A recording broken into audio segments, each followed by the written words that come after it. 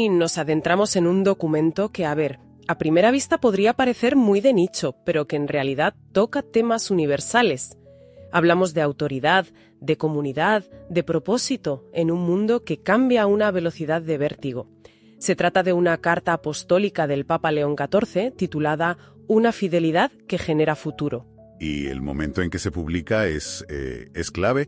Surge para conmemorar el 60 aniversario de dos decretos del Concilio Vaticano II, Optatam Totius y Presbyterorum Ordinanis. Para que no esté tan familiarizado, estos fueron los textos que intentaron, rediseñar la figura del sacerdote para el mundo moderno. Fueron una auténtica revolución en su día. Las crisis internas y, a una sociedad cada vez más secularizada. Claro. El propio texto nos da una pista. Dice que esto no es un aniversario de papel, es una llamada a la acción. Es que esa es la tensión central de todo el documento. El Concilio Vaticano II fue una explosión de optimismo, una apertura. Pero 60 años después el contexto es radicalmente distinto. Esta carta intenta recuperar ese espíritu, sí, pero desde un realismo que a veces es hasta crudo. Busca, como dice, hacer una memoria viva de aquellas enseñanzas. Una memoria viva, sí.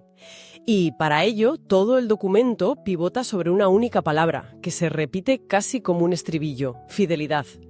Pero no una fidelidad estática de museo, sino una fidelidad que está en movimiento, que genera, que crea. De acuerdo, pues exploremos esa fidelidad en movimiento. La carta lógicamente arranca por el principio de todo, la vocación, y la describe como una propuesta amorosa, que es una idea que ya de por sí se aleja de la imagen de una carga o de una obligación pesada. Sí, ese es el primer pilar, la fidelidad a esa llamada inicial. Pero lo interesante es que justo después el texto desmonta la idea de que esa fidelidad es un acto único, un sí que das una vez y ya está.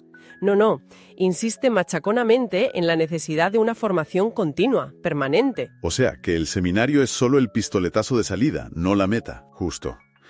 Y fíjate que no es una idea abstracta. Para demostrar que es una preocupación urgente, la carta menciona un congreso internacional que se celebró en el Vaticano en febrero de 2024. Ajá, y que estaba dedicado exclusivamente a este tema, a la formación permanente. Es decir, nos están diciendo, esto no es poesía, es una de nuestras prioridades operativas ahora mismo. La formación no se acaba. Y es en este punto, en el de la formación, donde el documento deja de lado los eufemismos y aborda los temas más dolorosos. Pero de frente, habla explícitamente de la crisis de confianza en la Iglesia provocada por los abusos y también del goteo constante de sacerdotes que abandonan el ministerio. No se anda con rodeos. No, es que no puede. La credibilidad está totalmente en juego. Y la respuesta que propone es muy, muy significativa. No habla de más control ni de filtros más duros. Entonces, habla de una formación integral. El objetivo, dice, es formar presbíteros humanamente maduros y espiritualmente sólidos. Aquí está el cambio de paradigma. Cuando dice humanamente maduros, ¿a qué se refiere exactamente? Porque justo aquí es donde utiliza una expresión que a mí me ha parecido potentísima, que el seminario debe ser una escuela de los afectos. Esa frase es el corazón de la respuesta a la crisis. Durante siglos, la formación sacerdotal priorizó la teología, la filosofía, la disciplina, a veces en detrimento de la madurez afectiva. Al llamarlo escuela de los afectos, el Vaticano está reconociendo, de forma implícita, que la crisis de abusos no fue solo un problema de unas pocas manzanas podridas. Claro. Sino que pudo haber una falla sistémica en la propia formación humana. Vaya, es un giro copernicano.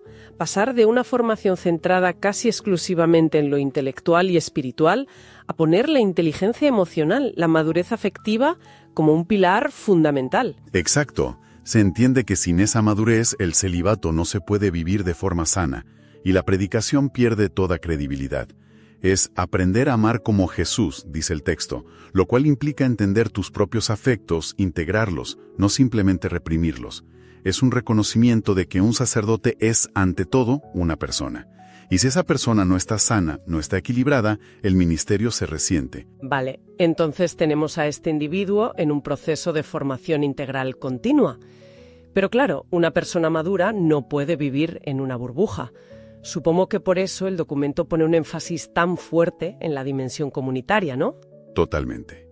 De hecho, lanza una frase que suena casi a advertencia. Ningún pastor existe por sí solo.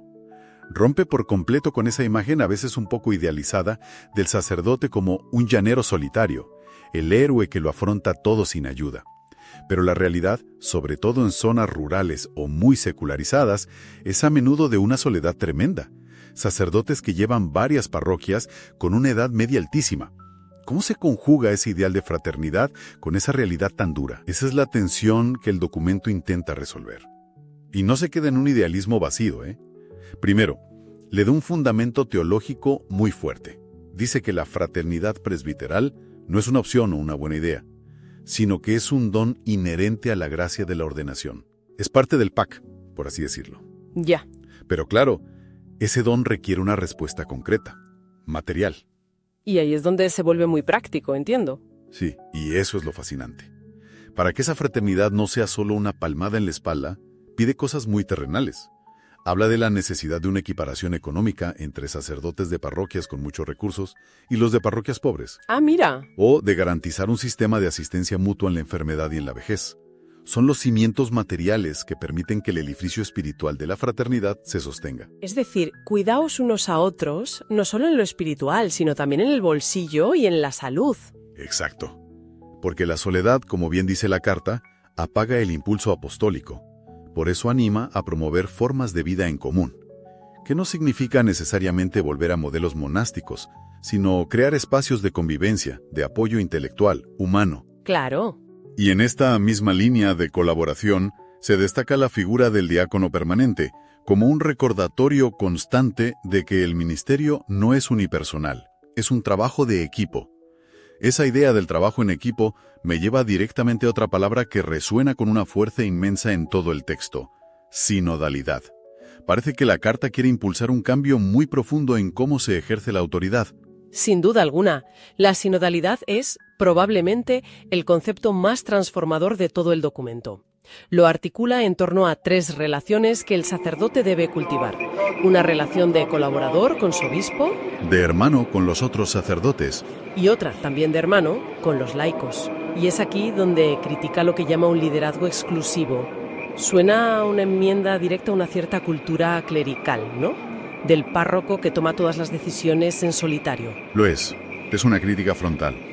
La carta lo presenta como una fuerte invitación del Espíritu Santo a superar ese modelo, pero la pregunta del millón, claro, es ¿qué significa eso en la práctica? Exacto, porque conducción cada vez más colegiada suena muy bien en un papel, pero en el día a día de una parroquia, ¿cómo se evita que eso se convierta en una asamblea permanente donde nadie decide nada?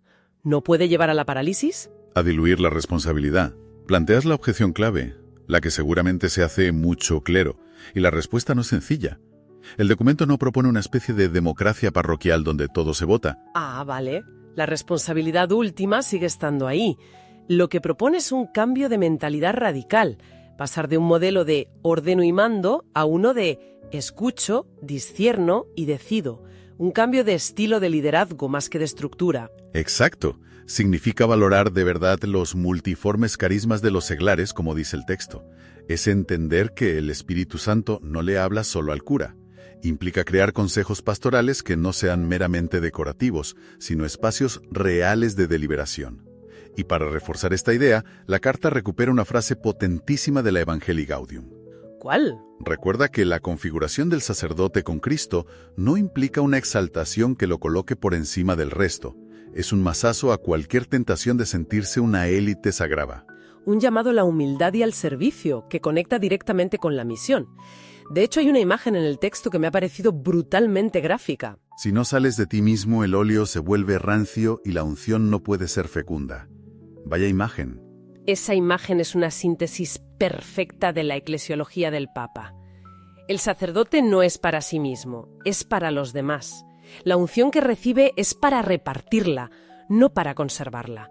Si se guarda, se estropea. Y la carta advierte de 2 tentaciones muy actuales que pueden hacer que ese óleo se enrancie. ¿Cuáles son esas tentaciones? La primera la llama mentalidad eficientista.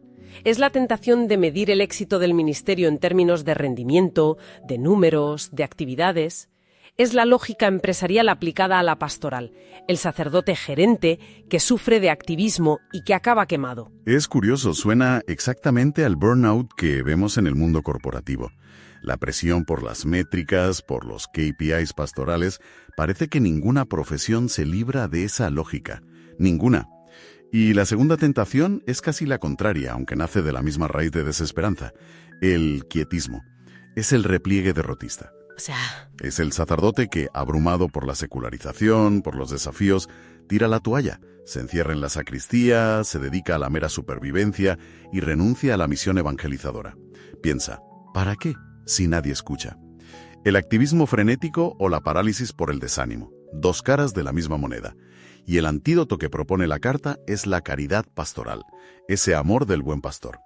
Me parece muy significativo que para ilustrar esto baje a un terreno tan concreto como el uso de las redes sociales. sí, es un ejemplo perfecto de cómo el documento intenta aterrizar grandes principios. Advierte a los sacerdotes de que las redes son un campo de misión, sí, pero también un campo de minas para el narcisismo, para la construcción de una marca personal en lugar de la predicación del Evangelio. Claro, y cita a San Pablo en una frase que es un manual de discernimiento digital. Todo me está permitido, pero no todo es conveniente. Un recordatorio de que la pregunta no es si puedo publicarlo, sino si debo hacerlo. Si sirve a la misión o me sirve a mí. Precisamente. La tecnología no es buena ni mala, pero exige una sabiduría y una madurez que nos devuelven al punto de partida, a esa necesidad de formación integral. El objetivo final, nos recuerda la carta, es que la Iglesia sea fermento eficaz de unidad en la sociedad. Y eso no se hace con influencers, sino con testigos creíbles. Y todo esto nos lleva al último capítulo, la mirada al futuro. Un futuro que se presenta con una preocupación enorme y muy explícita: la escasez de vocaciones en muchas partes del mundo. Es un tema recurrente, pero ¿aporta la carta algo nuevo? Yo creo que sí, y es algo bastante valiente. Normalmente, ante la crisis de vocaciones, el discurso se centra en la oración y en la secularización, como si la causa fuera siempre externa. Ya. Esta carta, sin negar eso, se atreve a mirar hacia adentro y lanza una frase que es casi una bomba. Pide a la Iglesia revisar la capacidad generativa de las prácticas pastorales. Espera, ¿está sugiriendo que la propia manera de hacer las cosas en la Iglesia podría estar obstaculizando que surjan vocaciones? Eso es una autocrítica muy, muy fuerte. Fortísima. Es un reconocimiento de que quizás parte del problema no está ahí fuera, en los jóvenes o en el mundo, sino aquí dentro, en la forma en que funcionan las comunidades, en el tipo de pastoral que se ofrece. Se pregunta si lo que se propone a los jóvenes es realmente atractivo y vital. ¿Y a qué tipo de prácticas podría referirse? ¿Un lenguaje anticuado? ¿Comunidades poco acogedoras? ¿Una imagen del sacerdocio que no atrae? El texto no lo detalla, pero invita a esa reflexión. Llama a hacer a los jóvenes propuestas fuertes y liberadoras. No propuestas aguadas o fáciles, sino exigentes y que den un sentido a la vida. Y pide cuidar los ambientes pastorales para crear un ecosistema donde una vocación pueda nacer y madurar. La conclusión de esta sección es lapidaria. No hay futuro sin el cuidado de todas las vocaciones. No solo las sacerdotales, Todas. Entonces, haciendo una recapitulación, esta carta es mucho más que una felicitación por un aniversario. Es un diagnóstico profundo. Es una hoja de ruta muy exigente. Dibuja un perfil de sacerdote que debe ser más humano, más cercano, más capaz de trabajar en equipo, menos clerical y, sobre todo, obsesionado con la misión en un mundo complejo. Sin duda. Es un intento de renovar lo que el cura de Ars, citado al final del documento, llamaba el amor del corazón de Jesús. Un amor que, según las palabras de la propia carta, debe ser capaz de disipar las nubes de la rutina, el desánimo y la soledad.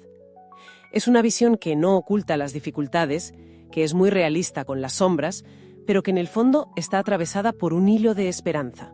Para terminar, hay una idea en la carta, dirigida a los seminaristas, que me parece que trasciende el ámbito religioso y los interpela a todos. Les invita a convertirse en puentes y no obstáculos para el encuentro con Cristo. Una sociedad tan polarizada, tan llena de muros, de trincheras ideológicas, de gente que se grita sin escucharse, la pregunta resuena con una fuerza increíble. ¿Qué significa hoy para cualquiera, en la familia, en el trabajo, en la vida pública, ser un constructor de puentes? Y quizás la pregunta más difícil y necesaria: ¿En qué momentos, a menudo, sin darnos cuenta, nos convertimos en un obstáculo para el encuentro, para el diálogo, para la comprensión del otro? Es una reflexión que da para mucho.